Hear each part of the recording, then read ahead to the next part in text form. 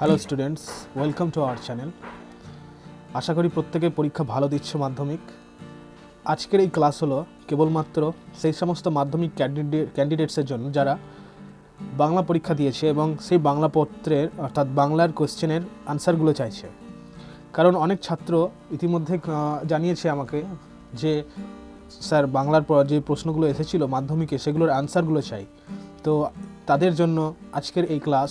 তো চলো জেনে নিই বাংলার যে প্রশ্নগুলো এসেছিল মাধ্যমিক 2025-এর, তো সেই প্রশ্নের উত্তরগুলো কী হবে। So let's start the class.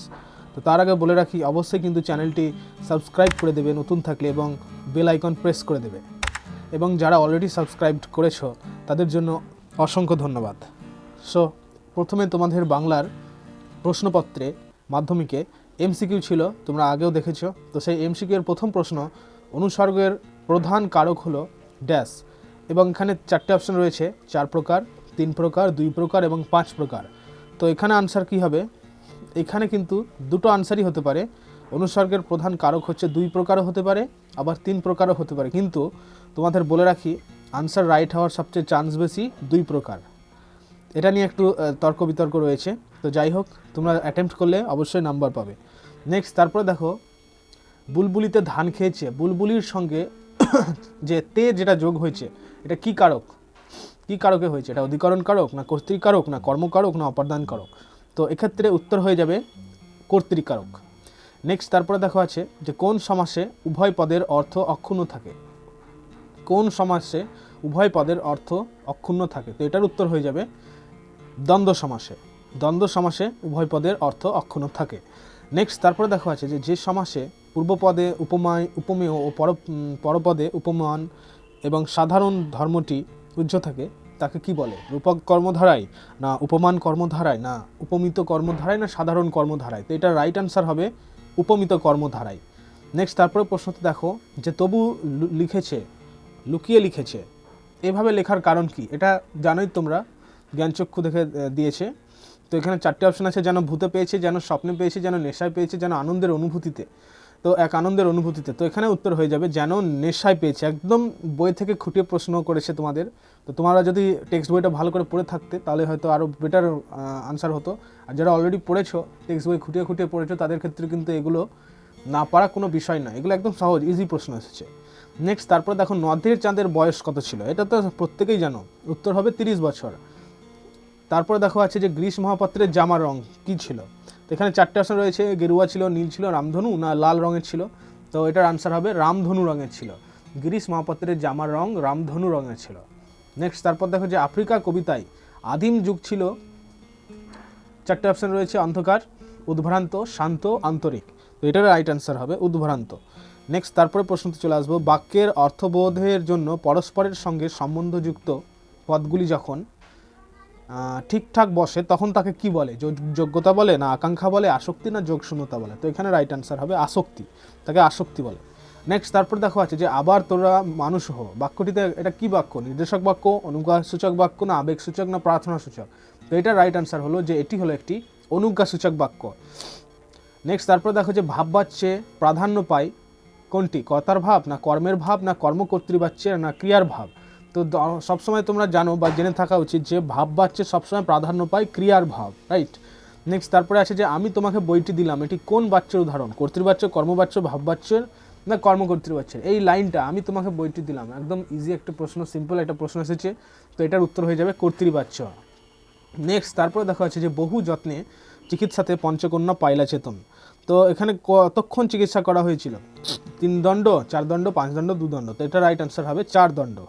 Next, তারপরে আছে যে রাবণ ইন্দ্রজিৎকে রামচন্দ্রের সঙ্গে যুদ্ধ করার সময় নির্দেশ করেছিল, কি নির্দেশ করেছিল? অপরাহ্নে, প্রদোষকালে না প্রভাতে না রাত্রে? তো এটা তো সবাই তো জানো, প্রভাতই হবে। নেক্সট, তারপর বিখ্যাত লেখা শৈলজানন্দের ফাউন্টেন পেনের সংগ্রহ ছিল 1 ডজন, 2 ডজন, 3 ডজন না 25টি? তো এখানে 25টি তো হবেই না, অনেকে করে ফেলে 25টি, যেহেতু আনকমন দেখতে মনে হচ্ছে। তো এখানে রাইট আনসার হবে 2 ডজন। নেক্সট, তারপর দেখা আছে যে প্রাচীন সুমেরিয়ান বা ফিনিশীয়দের লেখনী কী ছিল? নলখাগড়া, বেঞ্চ, বাঁশের কঞ্চি, ব্রোঞ্জের শলাকার আর হার? তো এখানে উত্তর হয়ে যাবে দুটোই হয়, নলখাগড়া আর হার দুটোই কিন্তু হওয়ার চান্স আছে। তো এখানে উত্তর হবে নলখাগড়া, কিন্তু সবথেকে বেস্ট আনসার। দেখো মাধ্যমিকে তো এমসিকিউ এসেছে, কিন্তু কিছু কিছু এমসিকিউ একদম একটু কনফিউশন টাইপ এসেছে, রাইট? অনেকেই কনফিউশন হচ্ছে, স্যাররাও কনফিউশন হচ্ছে। তো তোমাদের বলে রাখি, তোমাদের কিন্তু সেই প্রশ্ন উত্তর যদি কনফিউশন মনে হয় সেগুলো কিন্তু অ্যাটেম্প্ট করতে হবে। অ্যাটেম্প্ট করলে কিন্তু যদি ভুল হয় তাহলে কিন্তু নাম্বার পেয়ে যাবে। নেক্সট তারপরে আসে দেখো যে কত সালে কলকাতা বিশ্ববিদ্যালয় পরিভাষা সমিতি নিযুক্ত করেন। এটার আনসার দেখো হবে 1936 সালে। তো এই ছিল এমসিকিউ। এবার আমরা চলে আসবো যেগুলো 19টি 1 নম্বরের প্রশ্নগুলোতে, শর্ট প্রশ্ন। তো তার আগে বলে রাখি অবশ্যই কিন্তু লাইক করে দাও এবং সাবস্ক্রাইব অবশ্যই করে রাখো, কারণ এরকম রিলেটেড ভিডিও আগামী দিনে আসতে চলেছে। শুধুমাত্র বাংলা না, ইংলিশ আসতে চলেছে, তারপর ইতিহাস, ভূগোল, যেগুলো আগামী পরীক্ষাগুলো আছে, কোশ্চেন পেপারের আনসার কিন্তু তোমাদের দিয়ে দেওয়া হবে খুব শীঘ্র। পরীক্ষার সাথে সাথে কিন্তু দিয়ে দেওয়া হবে পরীক্ষা হলেই। তো সেই কারণে তোমাদেরকে টিউন থাকতে হবে, তোমাদের সবসময় চ্যানেলের সঙ্গে থাকতে হবে। নেক্সট তারপরের প্রশ্ন আছে দেখো যে কোনো একটি চারটি প্রশ্ন উদাহরণ দাও। তো প্রথম প্রশ্ন ছিল যে তার আমি জামিন হতে পারি, বক্তা কার জামিন হতে পারেন? তো এখানে উত্তর দেখো, নিমাইবাবু জিজ্ঞাসাবাদের জন্য গিরিশ মহাপাত্রকে আটক করলে তার বেশভূষা ও আচরণ দেখে অপূর্বের ধারণা হয় সে সব্যসাচী নয়, তাই অপূর্ব গিরিশ মহাপাত্রের জামিন হতে চেয়েছে। নেক্সট তারপরে প্রশ্ন আছে দেখো যে বিকেলে চায়ের টেবিলে ওঠে কথাটা, কোন কথাটার কথা বলা হয়েছে? তো এটা জ্ঞানচক্ষু থেকে দিয়েছে। তো তপনের ছোটো মেয়েসহ তপনের লেখা গল্পের সন্ধ্যাতারা পত্রিকায় ছাপিয়ে দেবার কথা বলেছিল। তো বিকেলে চায়ের আসরে এই কথাটাই উত্থাপিত হয়েছিল বা উঠেছিল। নেক্সট তারপরে প্রশ্ন যে নদীর বিদ্রোহ গল্পের লেখকের প্রকৃত নাম কি? তো নদীর বিদ্রোহ গল্পের লেখক মানিক বন্দ্যোপাধ্যায় এবং তার প্রকৃত নাম প্রবোধ কুমার বন্দ্যোপাধ্যায়। পরম সুখ কাকে বলে জানেন? বক্তা কাকে পরম সুখ বলেছেন? তো এখানে বহুরূপী গল্প থেকে আছে লাইনটি।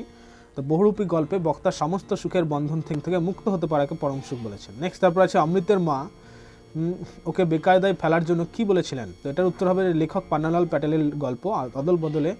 অমৃতের মা ওকে বেকায়দায় ফেলার জন্য বলেছিলেন, নতুন জামা দেবার আগে ইসাবের বাবা ওকে খুবই মেরেছিলেন, তুমিও সেরকম মার খেতে রাজি আছিস, বা তুইও সেরকম মার খেতে রাজি আছিস? এই কথাটা কিন্তু অমৃতের মা ওকে বেকায়দায় ফেলার জন্য বলেছিল। নেক্সট তারপরে দেখো এটা হচ্ছে এবার তারপর যে কোনো চারটি প্রশ্ন উত্তর দাও। তার মধ্যে প্রথম প্রশ্ন ছিল 2-1 প্রশ্ন, যে অশুভ ধ্বনিতে ঘোষণা করলো, কারা কি ঘোষণা করলো?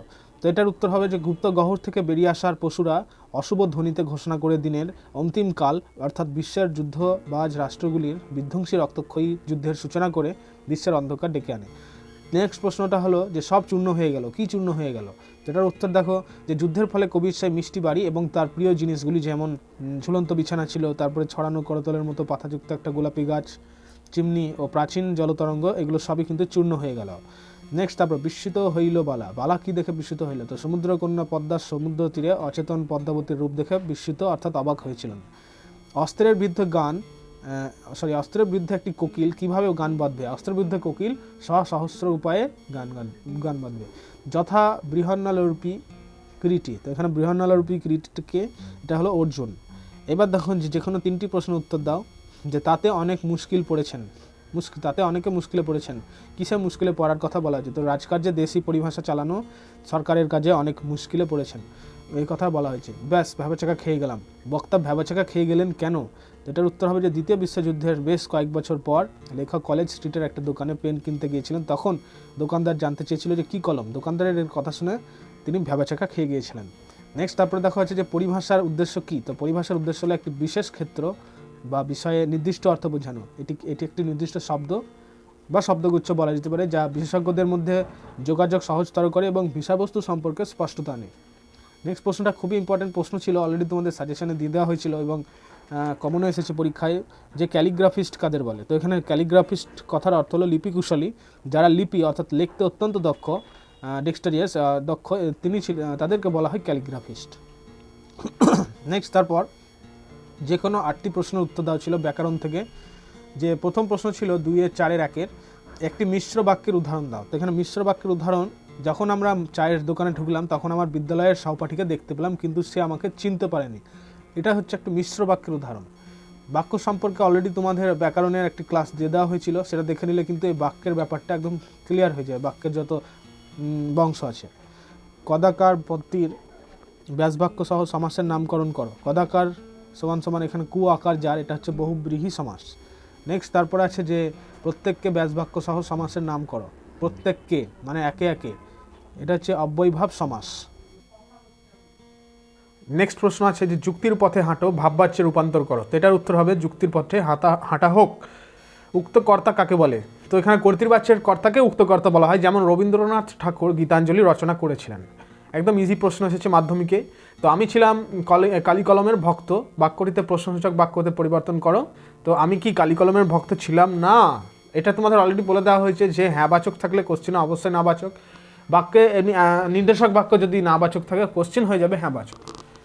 নেক্সট তারপরে আছে দেখো যে কর্তৃবাচ্য থেকে ভাববাচ্যে রূপান্তরের প্রধান শর্ত কি না? ভাববাচ্যে ক্রিয়া প্রধান হওয়া চাই, এটাই হলো কিন্তু শর্ত। নেক্সট তারপরে আছে যে অনুসর্গযোগে করণ কারকের একটি উদাহরণ দাও। তো এটার উত্তর হবে যে দা দিয়ে হাত কাটলো। কারণ করণ কারকে দিয়ে অনুসর্গ কিন্তু সবসময় ব্যবহার হয়। নেক্সট তারপরে আছে যে অপাদান কারকের শূন্য বিভক্তির একটা উদাহরণ দাও। তো এটার উত্তর হয়ে যাবে গাড়ি স্টেশন ছাড়লো। তো তোমাদের বলে রাখি এই কারকের বিষয়ে কিন্তু ডিটেলস একদম দিয়ে দেওয়া হয়েছে চ্যানেলে। তোমরা যদি ব্যাকরণ না দেখে থাকো কারকের চ্যাপ্টার, তো অবশ্যই দেখে নাও, একদম ইজিলি বুঝিয়ে দেওয়া হয়েছে, মাথায় কিন্তু ঢুকে পড়বে। নেক্সট তারপরে দেখা হচ্ছে যে ব্যাস বাক্য কাকে বলে। এটা অলরেডি তোমাদের করে দেওয়া হয়েছিল যে সমাসবদ্ধ পদগুলিকে বিশ্লেষণ বা ব্যাখ্যা করার জন্য যে বাক্য বা বাক্যাংশ ব্যবহৃত হয় তাকে ব্যাস বাক্য বলে। একদম ইজিলি ইজি কোশ্চেন এসছে ব্যাকরণ থেকে মাধ্যমিকে। নেক্সট এবার 3-এর দাগের প্রশ্নগুলো দেখো। 3-এর দাগের প্রশ্ন ছিল যে তখন আহ্লাদে কাঁদো কাঁদো হয়ে যায়, তখন বলতে কোন সময়ের কথা বলা হয়েছে? আহ্লাদে কাঁদো কাঁদো কেন? নেক্সট তারপরে আসে যে এতে দুজনেরই ভয় কেটে গেল, দুজনে কে কীভাবে তাদের ভয় কাটলো। এগুলো কিন্তু দেখো একটু উন্নত মানের প্রশ্ন আছে, বড় প্রশ্ন টাইপের আছে। তো তোমাদের বলে রাখি এগুলোর উত্তর কিন্তু নেক্সট ভিডিওতে চলে আসবে, নেক্সট ক্লাসে খুব শীঘ্রই আসতে চলেছে। তোমরা টিউন থাকতে হবে, তোমাদেরকে সবসময় চ্যানেলের সঙ্গে থাকতে হবে যদি পেতে চাও। তো 4 নম্বরের দাগে দেখো আছে যে পরস্পরের প্রতি ভালোবাসার গল্প শুনে তাদেরও বুক ভরে গেল। কাদের ভালোবাসার কথা বলা হয়েছে?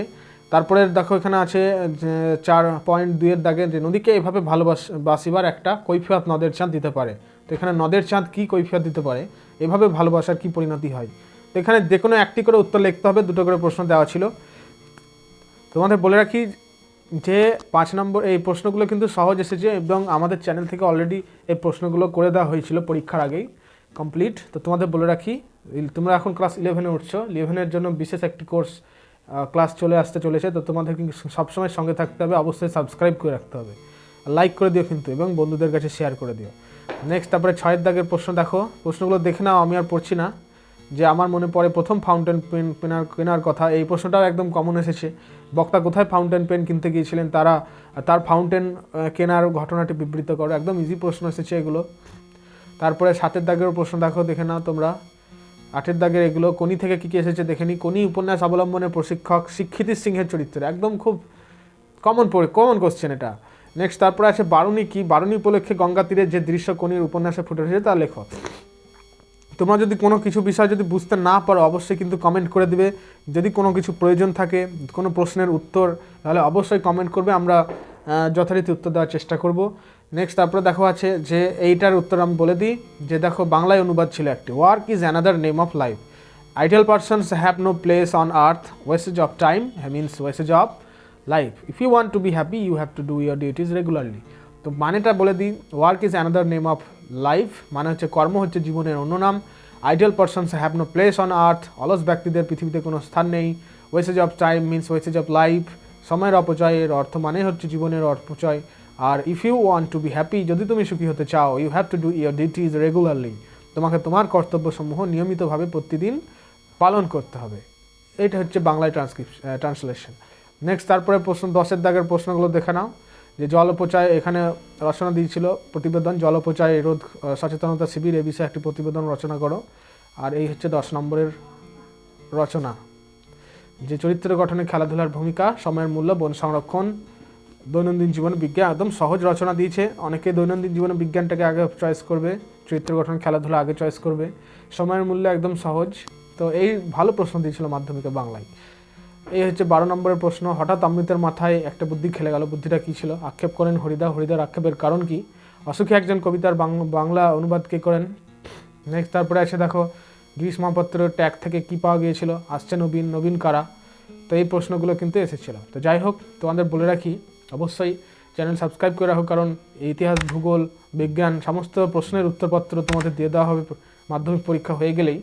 তো তোমাদের বলে রাখি সবসময় চ্যানেলের সঙ্গে থাকতে হবে তোমাদের, যদি নিয়মিত আপডেট পেতে চাও, এবং অবশ্যই লাইক করে দিও। সো আজকের ক্লাস এখানে শেষ করা হলো। আশা করি তোমাদের পরীক্ষা ভালো হোক, বেস্ট অফ লাক। সো তোমাদের বলে রাখি, অবশ্যই কিন্তু মন ঠান্ডা রেখে, মাথা ঠান্ডা রেখে পরীক্ষা দিতে হবে। কোনোভাবে কিন্তু ফাম্বলড বা নার্ভাস হয়ে গেলে হবে না, ভালো করে পরীক্ষা দিতে হবে। সো থ্যাংক ইউ, এখানে আজকে ক্লাস শেষ করা হলো। Best of luck.